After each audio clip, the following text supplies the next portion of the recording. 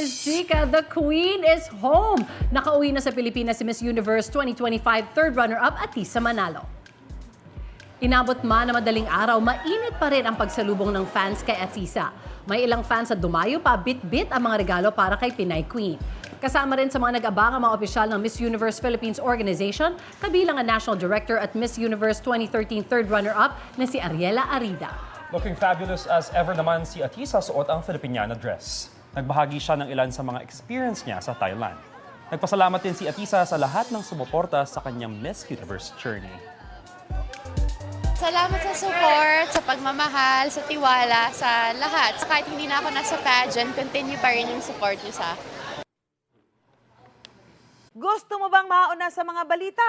Mag-subscribe na sa GMA Integrated News sa YouTube at tumutok sa Unang Balita.